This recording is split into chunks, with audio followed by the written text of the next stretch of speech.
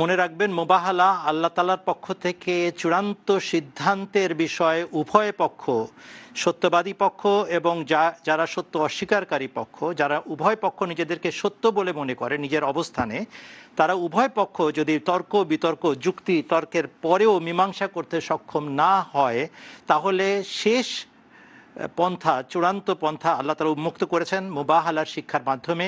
তুমি এসো নিজেদের লোকজনকে নিয়ে, আর তারাও আসুক নিজেদের লোকজনকে নিয়ে, এবং উভয় পক্ষ দোয়া করুক, ফানাজআল লানাতাল্লাহি আলাল কাযিবিন, এবং শেষ চূড়ান্ত সিদ্ধান্তের জন্য আল্লাহর কাছে কাকুতি মিনতি জানাক যে আল্লাহ, আমাদের মধ্যে বাহ্যিকভাবে কোনো মীমাংসা হয়নি, এখন ঐশী মীমাংসার জন্য আমরা তোমার দরবারে উপস্থিত হয়েছি। আমাদের উভয় পক্ষের মধ্যে যে সত্যবাদী তাকে তুমি রহমতের ভাগী করো, এবং যে মিথ্যাবাদী তাদেরকে তুমি অভিশপ্ত করো।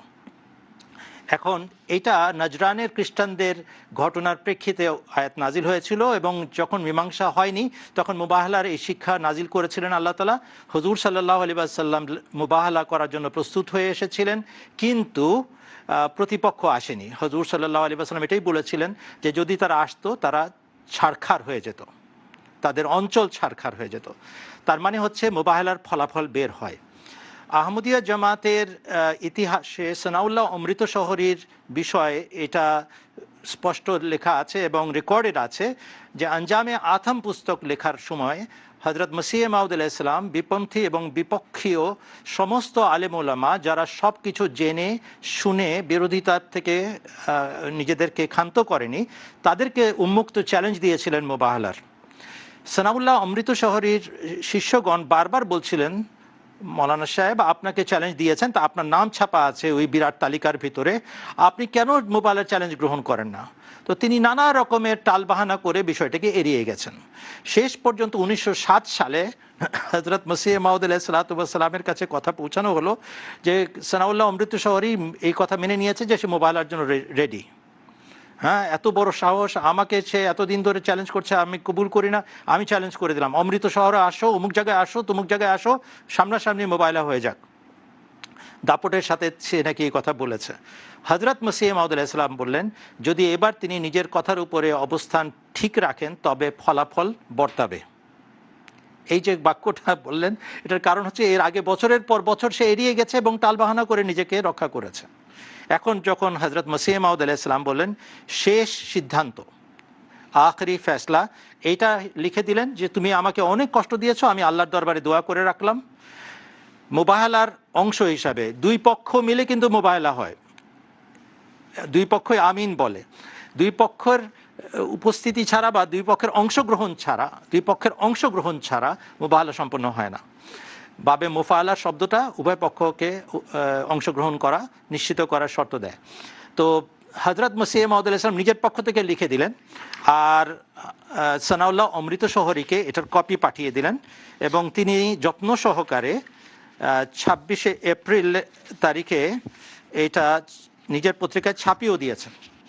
26শে এপ্রিল 1907 সালের আহলে হাদিস পত্রিকায় তিনি এটা ছাপিয়েও দিয়েছেন, এবং তাকে ধন্যবাদ দিতে হয় যে তিনি পুরোপুরি হযরত মসিহ মাউদ আলাইহিস সালাতু ওয়াস সালামের যে লেখাটা, চ্যালেঞ্জটা, সেটা ছাপিয়েছেন। যতগুলো কথা সেখানে আছে এমনকি শেষ কথাও তিনি ছাপিয়ে দিয়েছেন। 19শে এপ্রিলে যখন তিনি পত্রিকা ছাপাচ্ছেন আহলে হাদিস সানাউল্লাহ অমৃতশহরী, উনি জানতে পেরেছেন যে হযরত মির্জা গোলাম আহমদ কাদিয়ানী আলাইহিস সালাতু ওয়াস সালাম 17ই এপ্রিল তিনি এই মুবাহালার চ্যালেঞ্জের উত্তর দিচ্ছেন এবং বলছেন যে আমি চ্যালেঞ্জ লিখে দিলাম নিজের পক্ষ থেকে, দোয়া তুমি যা লিখবে সেইভাবে আল্লাহ তাআলা সিদ্ধান্ত দিবেন।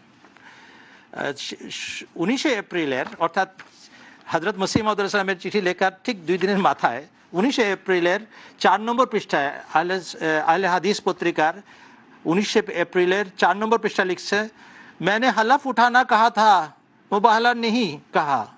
এই পালালো আবার, আমি তো কসম খাওয়ার জন্য বলেছিলাম, আমি তো মুবাহালার চ্যালেঞ্জ দেইনি, মুবাহালা করার জন্য বলিনি। मैंने आपकी दावत मैंने आपको दावत दी है बल्कि आपकी दावत को मंजूर किया है। ওই যে হযরত মসিহ মাউদ আলাইহিস সালাতু ওয়াস সালাম যে কথাটা কয়েক বছর আগে লিখেছিলেন, সেটার উপরে সে বলছে যেটা আপনি মঞ্জুর বলেছিলেন মুবাহালা, সেটা আমি কবুল করলাম। ওখানে আছে তারা আমার সাথে মুবাহালা করে নিক, ওইটার কথা বলছে। ওটার উত্তর দিয়েছে যে আপনি বলেছিলেন, আমি মোবাইলে করে ফেললাম আপনার সাথে। না मैंने লানতুল্লাহ আলাল কাযিবিন कहना লিখা থা। ওই যে মোবাইলার দোয়ার শেষে আছে না, ফারনাজাল লানাতুল্লাহ আলাল কাযিবিন, এই দোয়াটা করার কথা আমি বলি নাই। না मैंने লানাতুল্লাহ আলাল কাযিবিন कहना লিখা থা। পালাচ্ছে আবার, কসম और है মুবালা और है।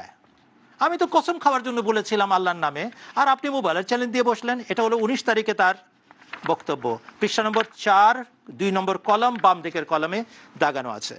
এখন আসেন 26শে এপ্রিল তারিখে উনি উত্তর দিচ্ছেন। এই সানাউল্লাহ সাহেব মুবাহালার চ্যালেঞ্জ গ্রহণ না করে কি করছেন দেখেন।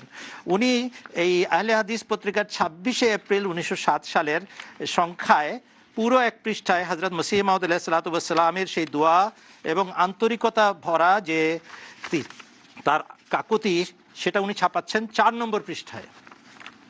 4 নম্বর পৃষ্ঠায় উনি ছাপিয়ে দিচ্ছেন, পুরোটা লিখছেন। আর যেখানে হযরত মসিহ মাউদ আলাইহিস সালাম বলেছেন যে সত্যবাদীরা দীর্ঘজীবন লাভ করে এবং মানে মিথ্যাবাদীরা সত্যবাদীর জীবনে মৃত্যুবরণ করেন এবং মিথ্যাবাদীরা বেশি লম্বা জীবন পান না, যেখানে লিখেছেন সেইখানে নোট দিচ্ছেন, आपके इस दावे में कुरान शरीफ के सरी खिलाफ है। ये आप इस दावे में कुरान शरीफ के सरी खिलाफ कह रहे हैं।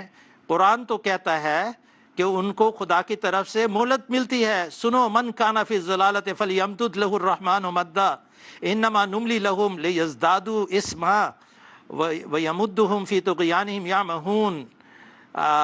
এই যে আয়াতগুলো দিয়ে বলছেন না না মিথ্যাবাদী দীর্ঘজীবন লাভ করে। উনি শেষে সারাংশ বলছেন, जिनसे साफ यही माने हैं जिनके साफ यही माने हैं कि खुदा ताला झूठे, दगाबाज, मुफसिद और नाफरमान लोगों को लंबी उम्र दिया करता है। এই সর্বনাশ, নিজের গোড়া নিচে কাটলেন সানাউল্লাহ অমৃত শহরী, বলে দিলেন যে মিথ্যাবাদী সে দীর্ঘজীবন পায়। এটাই আমি কোরআন থেকে বুঝেছি। আর হযরত মসিহ মাউদ আলাইহিস সালাম মুবাহালা করলে শাস্তি স্বরূপ তার দীর্ঘজীবন পাওয়ার কথা না, এই কথাটা লিখেছেন। হযরত মসিহ মাউদ আলাইহিস সালামের চিঠি লেখার শেষ বাক্য উনি বলছেন, যেভাবে হযরত মসিহ মাউদ আলাইহিস সালাম লিখেছেন সেটা ছাপিয়ে দিয়ে বলছেন, बिल आखिर मौलवी साहब से इल्तिमास है कि वो मेरे इस तमाम मजमून को अपने पर्चे में छाप दें और जो चाहे इसके नीचे लिख दें, अब फैसला खुदा के हाथ में है। और राकिम अब्दुल्लाह समद मिर्जा गुलाम अहमद मसीह माउद আফাল্লাহ ওয়া আইয়াদাহু। আর এটার 15 এপ্রিলের চিঠি, 1907 সালে ইয়াকাম রবিউল আউয়াল 1325 হিজরি সনের চিঠি, যেটা হুবহু ছাপানো হয়েছে 26শে এপ্রিল তারিখের পত্রিকায়। এর পরের বাক্যটা উনি লিখছেন নিজের জবাবে, अव्वल ये कि इस दुआ की मंजूरी मुझसे नहीं ली और बगैर मेरी मंजूरी के इसको शाया कर दिया। আমার অনুমোদন নাই এই দোয়াতে। আপনি কি দোয়া করতেছেন যে আমাকে মিথ্যাবাদী যেন সত্যবাদীর জীবদ্দশা মারা যায়? আমি এটা মঞ্জুর করি না। আমার গবেষণা বলে যে মিথ্যাবাদী দীর্ঘজীবন লাভ করে। আর আমি তো কসম খাওয়ার কথা বলেছি, আমি তো মোবাহালা করার কথা বলি নাই। 19শে এপ্রিল, 26শে এপ্রিল, আহলে হাদিস পত্রিকা, সানাউল্লাহ অমৃত শহরী নিজের সম্পাদক। সারা জীবনের জন্য যতজন মিথ্যা আরোপ করছেন হযরত মির্জা গোলাম আহমদ কাদিয়ানী আলাইহিস সালাতু ওয়াস সালামের বিরুদ্ধে, তাদের মুখ বন্ধ করার জন্য যথেষ্ট আমরা ধন্যবাদ জানাই তাদেরকে, যারা এই পত্রিকাগুলো সংরক্ষণ করছেন। ইন্টারনেটের সমস্ত পত্রিকা সংরক্ষিত আছে।